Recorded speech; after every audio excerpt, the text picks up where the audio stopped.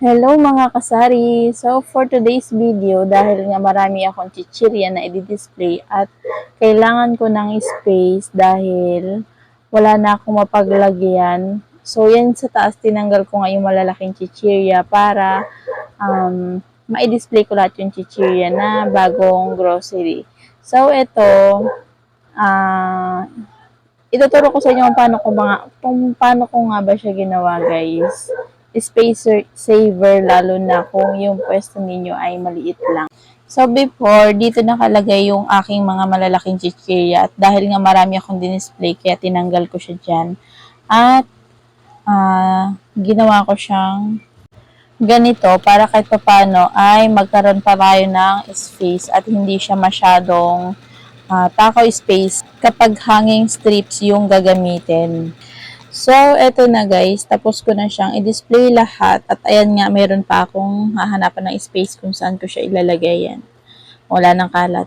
And then, dito naman sa harap ng tindahan ko ay hindi ako nakapaglagay ng malaking chichirya dahil nga maliit lang yung space, kaya puro maliliit na chichirya lang po yun naka-display dyan sa harap. So, kailangan pang sumilip ng customer para makita nila kung saan yung mga malalaking chichirya namin. So guys, kung meron kayong hook na katulad nito, nabibili lang naman siya sa Shopee ng 15 pesos for 10 pieces. So guys, ito nga yung ginawa ko at pakita ko sa inyo kung paano ko ba siya ginawa. So, ayan. 'Di ba?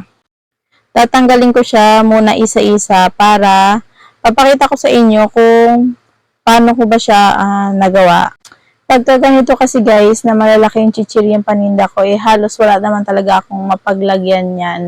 Kaya, ang gawa ko, kung meron kayong hook na katulad nito guys, gamitin nyo na. Katulad nitong gawa ko. So, yung chichirya guys, ay bubutasan nyo lang sa kaliwat kanan, salit-salit, depende sa pag-arrange nyo ng inyong mga chichirya.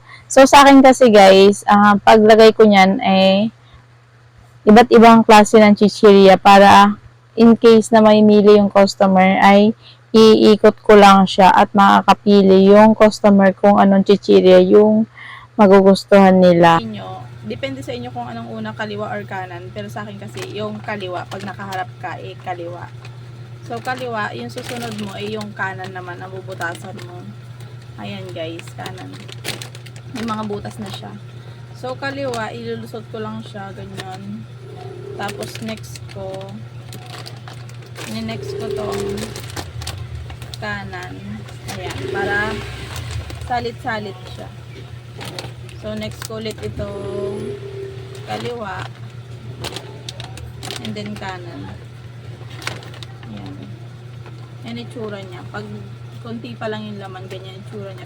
Pero pag marami na siya, pabilog na. Pabilog na itsura. So next natin ay kaliwa, kanan, kaliwa. Ayan.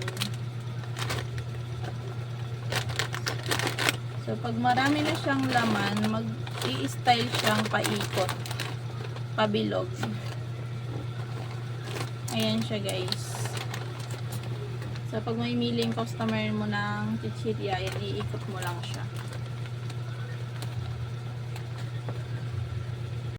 So, guys, ito na siya. Ayan.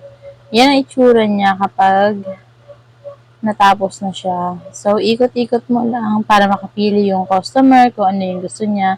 And then, kung meron naman kayong ganyan, yung metal na ganyan, parang sampayan, or basta ginagamit yan kahit saan. Para siyang kadena pala. So, bili na rin kayo niyan guys para diyan nyo siya isasabit at pwede siyang pataas hanggang pababa yung space niya.